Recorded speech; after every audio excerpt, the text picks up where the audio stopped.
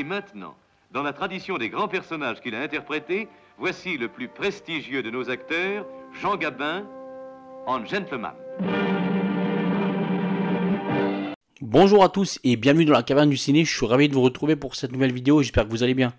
Alors aujourd'hui on va revenir ensemble sur le Gentleman d'Epsom, un film signé Gilles Granger sorti en 1962. Alors vraiment je suis très content de vous parler de ce film aujourd'hui car vous le savez tous, j'adore Gabin, j'adore De Funès. Et même si ce n'est pas vraiment le film le plus populaire de ces deux acteurs, j'avais envie de le mettre en avant aujourd'hui. Et oui, il faut être réaliste, hein, un tel film va pas faire vraiment énormément de vues. Il vaut mieux parler des sorties actuelles, taper sur les films français qui sortent aujourd'hui, ou encore mettre un petit woke sur la miniature en disant que c'est de la merde. Ou alors se limiter aux grosses comédies françaises du passé. Ou parler des gros blockbusters qui ont cartonné au box-office pour faire énormément de vues sur YouTube. Mais je ne suis pas sur YouTube dans l'unique but comme certains de ne faire que des vues.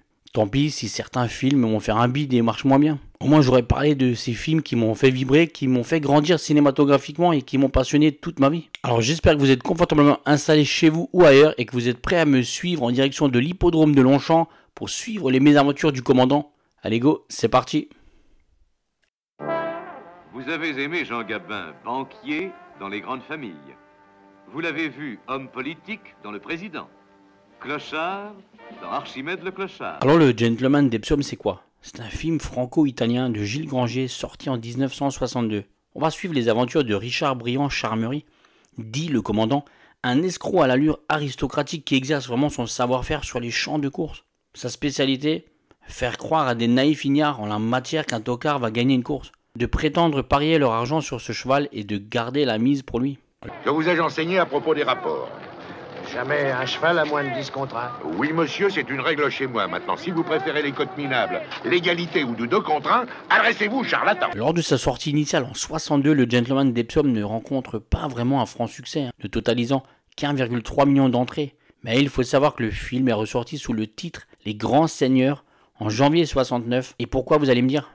Tout simplement pour profiter du succès du film Le Tatoué avec Gabin et De Funès en 1968. Et le film totalise plus de 500 000 entrées supplémentaires, portant le cumul à peu près 1,8 million d'entrées. Je commençais à groomer, je pensais que vous m'aviez oublié. Ne soyez pas hyper tendu, mon cher Lucien, vous abrégez. Je ne peux pas être à la fois sur les pistes et dans les académies de danse. Comédien à la fidélité légendaire, Gabin a connu de longues collaborations avec des cinéastes qu'il aimait bien, et avec qui il se sentait à l'aise, comme Jean Renoir ou Julien Duvivier, ou encore Denis de la Patellière. Mais c'est avec le réalisateur de La Cuisine au beurre, donc Gilles Granger, que l'acteur battra son record. De 1953 à 1969, ils tournèrent 12 films ensemble.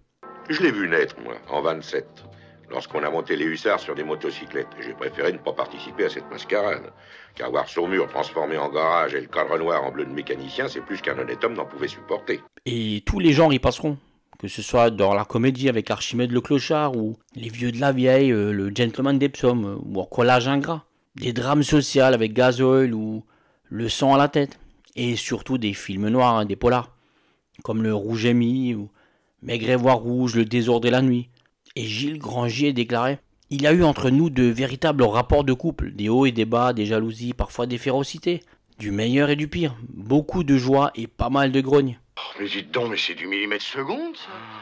Mon petit Lucien, permettez que je vous appelle mon petit Lucien.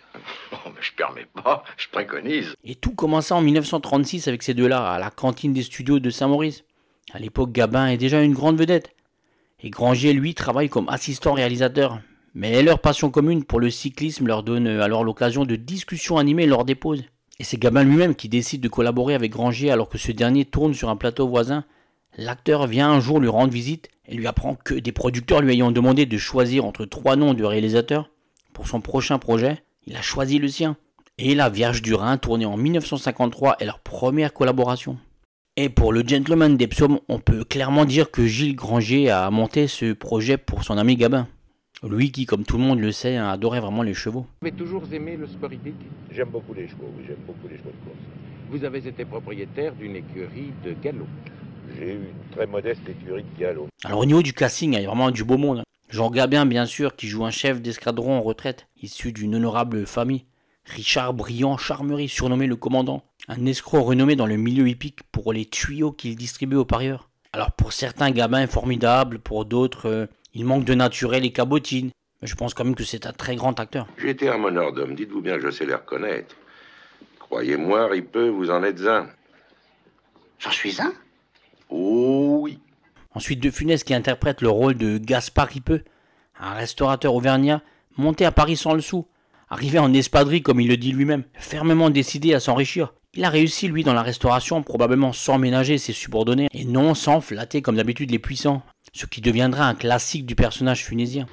Que voulez-vous? Monsieur Chirol voudrait vous saluer. Bon. Ah. Bon. J'espère que madame était satisfaite. Comme toujours, mon cher Ripeux. À bientôt. De Funès est déjà formidable dans le rythme et les nuances.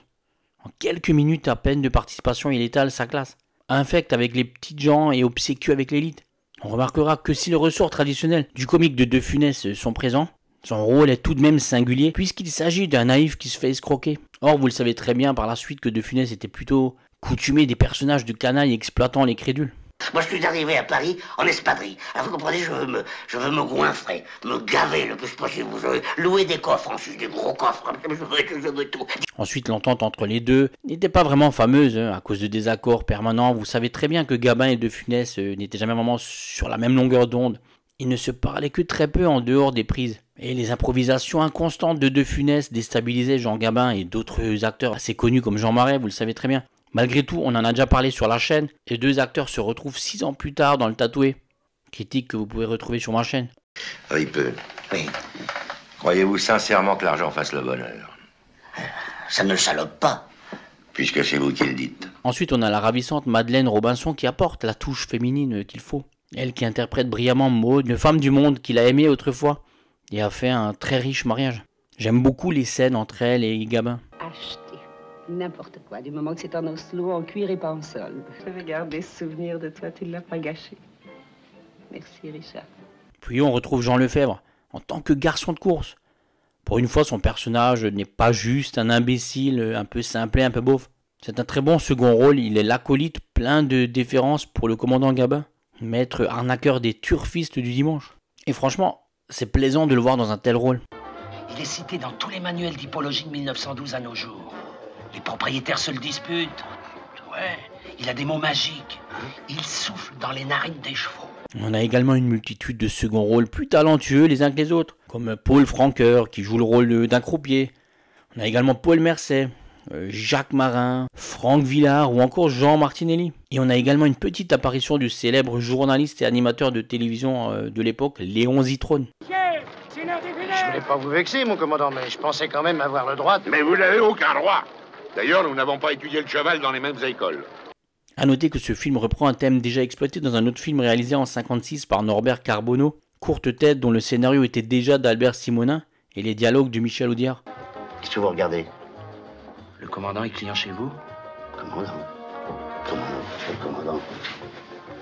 Où est-ce que vous avez vu un commandant, vous? Pour conclure, Le Gentleman des Psaumes n'est pas un chef-d'œuvre, je vous l'accorde. Mais c'est un très bon film de Grangier, une comédie sans artifice, mais qui n'oublie pas l'essentiel et être amusante. Et je me rappelle avoir été assez étonné par la structure du film, plutôt originale pour l'époque, car je trouve qu'on suit plutôt un personnage dans une tranche de sa vie sans être vraiment témoin d'un début ou d'une fin. Non, mon cher, pardon. non. Dites-moi, vous savez ce qu'on devrait faire, mon commandant? Déjeuner ensemble demain. C'est le jour des quenelles de brochet, hein? Alors on bavarderait de choses et d'autres, hein? Et le talent des comédiens est vraiment magnifié par la truculence et l'élégance des dialogues de Michel Audiard. Lui qui passe avec tellement de talent et tellement de facilité du jargon des courses à la politesse des hautes marches pour former une musique si douce à entendre, de la voix vibrante et furibarde de Jean Gabin. Et un De Funès qui continue à se construire lui et son personnage avant d'exploser 2 ans plus tard. Et le cinémascope de Grangier se marie parfaitement à l'exercice de filmer le monde des courses. Et c'est dans ce monde que nous convient Audiard et Grangier pendant 1h30, avec une musique prenante signée Michel Legrand et Francis Lemarque. L'homme aux cheveux blancs là-bas. Et les commandants de quoi? Mais de tout. Chef d'escadron en retraite. Ancien écuyer du Cadre Noir. Le Gentleman des Psaumes incarne vraiment ce cinéma de papa que j'aime tant, ce cinéma que je défends et que je mets en avant aussi souvent que possible. C'est une vraie plongée dans la France du début des années 60. Ça fait du bien. On ressent vraiment le pouvoir d'attraction de ces personnages, du charme et du pittoresque de l'histoire. Et bien sûr le talent d'incarnation des comédiens. Alors même si c'est un film un peu plus méconnu du début des années 60, honnêtement je vous le recommande, faites-moi confiance, vous ne serez pas déçus. Les choses finissent toujours par rentrer dans l'ordre. Maintenant, voulez-vous me faire plaisir? Oui, maître. Ôtez les mains de vos poches. Voilà ce que j'avais à vous dire sur le Gentleman d'Epsom. Maintenant, j'espère vraiment avoir réussi à vous donner envie de découvrir ou de redécouvrir ce classique des années 60. Dites-moi dans les commentaires si vous avez déjà vu ce film ou pas, si vous l'aimez ou pas. Et comme d'habitude, n'hésitez pas à vous abonner si ce n'est pas déjà fait, à mettre un pouce bleu si vous avez aimé le contenu et à partager sur tous vos réseaux sociaux. C'est comme ça que vous aidez à faire grandir la chaîne et à mettre le cinéma français d'hier en avant sur YouTube. Moi, je vous dis à très vite pour une prochaine vidéo dans la caverne du ciné. Je vous embrasse et vive le cinéma de papa. Ciao.